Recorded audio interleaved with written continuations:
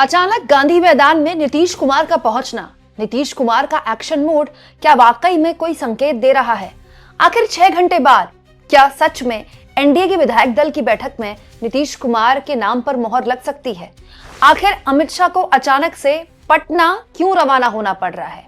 दोस्तों, आज सबकी नजरें बिहार पर हैं, क्योंकि आज का दिन बेहद दिलचस्प, बेहद महत्वपूर्ण रहने वाला है, क्योंकि नई सरकार में नीतीश कुमार की अगुवाई होगी कि नहीं होगी, ये आने वाले कुछ घंटों में तय हो जाएगा। दोस्तों, कल YouTube के तमाम पत्रकारों में सबसे पहले मैंने आपके सामने इस खबर के जरिए बताया था कि नीतीश कुमार और बीजेपी के बीच न केवल मुख्यमंत्री बल्कि डिप्टी सीएम के फेसेस को लेकर भी जबरदस्त तरीके से तकरार भी चल रही है, और ये तकरार इस लेवल पर बढ़ गई कि नीतीश कुमार उखड़ गए इस लेवल पर कि नीतीश कुमार, जो कि राज्यपाल के पास इस्तीफा देने जा रहे थे, एन वक्त में उन्होंने इस्तीफा देने से पलटी मार ली और उसके बाद चार्टर्ड प्लेन भेजकर अमित शाह को, ललन सिंह और संजय झा को दिल्ली बुलाना पड़ा।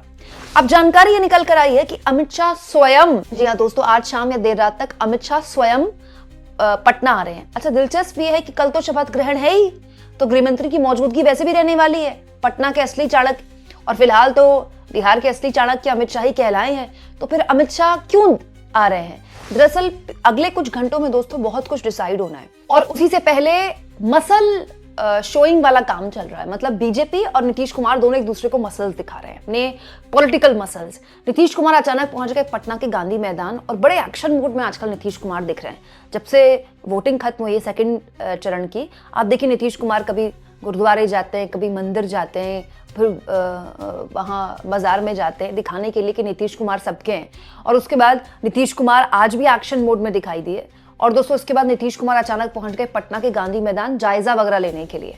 अच्छा, नीतीश कुमार के साथ सम्राट चौधरी भी है, और जानकारी जितनी निकल कर आई है कि हो सकता है कि सम्राट चौधरी नीतीश कुमार के साथ, अगर नीतीश कुमार शपथ लेते हैं, जिस पर लगभग ऐसा लगता है कि सहमति बीजेपी को बनानी पड़ रही है, तो सम्राट चौधरी डिप्टी सीएम के तौर पर शपथ ले सकते हैं। तो फिर नीतीश कुमार इतने एक्शन मोड में क्यों दिखाई दे रहे हैं, और अमित शाह को वापस क्यों आना पड़ रहा है? दोस्तों, दरअसल आज करीब 11 बजे जेडीयू और बीजेपी ने अपने अपने विधायक दल की बैठक बुलाई है। होगा क्या, करीब 11 साढ़े 11 के आसपास जेडीयू और बीजेपी दोनों के विधायक दलों की बैठक होगी, और उसके बाद दोनों अपना नेता चुनेंगे। जेडीयू के विधायक दल के नेता में चुना जाएगा नीतीश कुमार को नेता के तौर पर, और सम्राट चौधरी को बीजेपी के विधायक दल के नेता के तौर पर चुना जा सकता है। अब तक जो जानकारी है, बाद में अचानक से कोई पर्ची निकल कर आ जाए तो कुछ कहा नहीं जा सकता। वहीं दूसरी ओर बाद में बोला गया कि करीब दोपहर 3:30 बजे एनडीए विधायक दल की बैठक होगी। जो 5 पार्टियां हैं एनडीए में, वो सब अपने अपने विधायक दल की बैठक तब तक कर चुके होंगे, अपना नेता चुन चुके होंगे। फिर एनडीए विधायक दल की बैठक होगी, एनडीए के सारे विधायक बैठेंगे, और उसके बाद जो एनडीए विधायक दल के नेता हैं, मतलब अपनी अपनी पार्टी, जैसे जेडीयू विधायक दल के नेता नीतीश कुमार, बीजेपी विधायक दल के नेता जो भी होंगे, चिराग पासवान की पार्टी के विधायक दल के नेता, उसके बाद हम पार्टी के विधायक दल के नेता, और उपेंद्र कुशवाहा की पार्टी के विधायक दल के नेता, सभी मिलकर 5 पार्टियों की तरफ से राजभवन जाया जाएगा राज्यपाल को यह बताने के लिए कि इस्तीफा दिया जा रहा है, क्योंकि नीतीश कुमार ने अब तक इस्तीफा नहीं दिया है। राइट, विधानसभा तो आज वैसे भी भंग हो ही जाएगी, क्योंकि उसकी चिट्ठी पहले ही राज्यपाल को दे दी गई है। तो लेकिन दोस्तों, अभी भी चीजों में असमंजस है। दरअसल हो क्या रहा है, बहुत सी चीजें हैं जिसको लेकर नीतीश कुमार ने अपनी मसल पुलिंग की है। सबसे पहले तो बीजेपी को ऐसा लगता था कि इस बार भी वो पिछले वाले ट्रीटमेंट के तहत अपने जो मंत्री है वो ज्यादा बना लेगी। लेकिन फिलहाल जो जानकारी निकल कर आई है दोस्तों, कि बीजेपी और जेडीयू दोनों के 14 मंत्री हो सकते हैं, और चिराग पासवान की पार्टी को 3 मंत्री पद मिल सकते हैं, और हम और उपेंद्र कुशवाहा की पार्टी को 1 मंत्री पद मिल सकता है। वहीं दूसरी ओर एक और चीज है जिसको लेकर मामला थोड़ा फंसा हुआ दिखाई दे रहा है। दरअसल स्पीकर के तौर पर आलमनगर के 8 बार के विधायक और पूर्व मंत्री नारायण यादव के नाम पर नीतीश कुमार सहमति बनाना चाहते हैं, लेकिन बीजेपी चाहती है कि प्रेम कुमार, पूर्व मंत्री है प्रेम कुमार, उन्हीं के नाम पर बीजेपी मोहर लगाना चाहती है। मौजूदा दौर में भी एक कुर्सी उन्हीं के पास है। तो ये एक स्थिति है जिसको लेकर दोनों के बीच में असमंजस है। वो सुलझा लिया गया है, नहीं सुलझा लिया जाएगा, ये आज की मीटिंग्स के बाद तय होगा। वहीं दूसरी ओर दोस्तों, बीजेपी ने अपने पर्यवेक्षक नियुक्त कर दिए हैं। आप जानते हैं बीजेपी यूपी के डिप्टी सीएम है केशव प्रसाद मौर्य। दोस्तों, केशव प्रसाद मौर्य को केंद्रीय पर्यवेक्षक के तौर पर नियुक्त किया गया है। केंद्रीय मंत्री अर्जुन राम मेघवाल और पूर्व केंद्रीय मंत्री साध्वी निरंजन ज्योति को सह पर्यवेक्षक के तौर पर नियुक्त किया गया है, और तीनों की जो मौजूदगी है वो ऑलरेडी पटना में है। इस बीच धर्मेंद्र प्रधान भी लगातार पटना में जमे हुए हैं। ये वो लोग हैं जिनकी मौजूदगी पिछले एक डेढ़ महीने से पटना में ही है। अमित शाह भी आज शाम पटना आ सकते हैं। अब अमित शाह आज शाम पटना क्यों आ रहे हैं, ये बड़ा दिलचस्प है, क्योंकि अमित शाह तो एक गेस्ट के तौर पर कल आ ही सकते हैं, क्योंकि पीएम आ ही रहे। तो अमित शाह को यहाँ क्या सुरक्षा का जायजा लेना है, अमित शाह का काम ये तो है नहीं। लेकिन अब अमित शाह का काम तो दोस्तों बीजेपी को चुनाव जिताना भी नहीं है, लेकिन अमित शाह पिछले डेढ़ महीने से पटना में ही थे। तो बहुत सी चीजें हैं जो अब तक अनसुलझी हैं। लेकिन मंत्री कौन कौन बनेगा, अभी इसको लेकर फोन जाने शुरू हो गए हैं।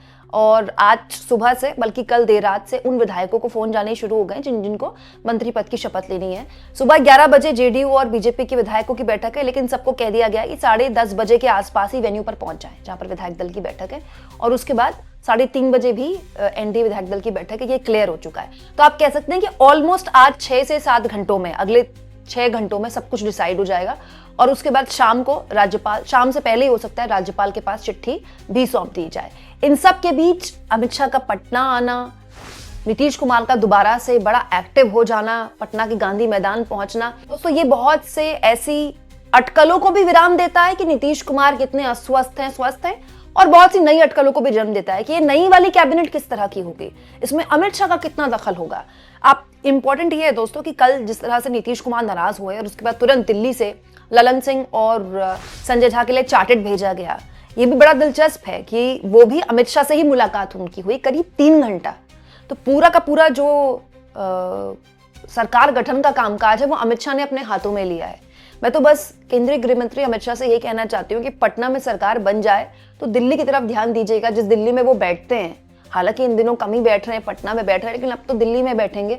वहां भी कुछ दिन पहले एक भीषण बम धमाका हुआ, आत्मघाती आतंकी धमाका। उसको लेकर मतलब अभी तक विपक्ष के सवाल है और एक मौजूद सवाल है कि इस देश के अंदर क्या इतनी हिम्मत आतंकियों की हो गई कि देश के सबसे हाई प्रोफाइल इलाके में, दिल्ली के सबसे हाई प्रोफाइल इलाके में आतंकी हमला हो जाता है। और केंद्रीय गृह मंत्री अब तक इस पूरे मामले में कोई प्रेस कॉन्फ्रेंस तो छोड़िए, उसके बाद जांच कहां तक पहुंची नहीं पहुंची, कोई ऑफिशियल बयान भी नहीं आया। शुरुआत में जो बयान आया था वो बस, उसके बाद कोई बातचीत नहीं हुई थी। तो अगर सरकार गठन का कामकाज पूरा हो जाए तो गृह मंत्री जी थोड़ा सा, मैं पूरी उम्मीद करूंगी कि दिल्ली में भी ध्यान दें।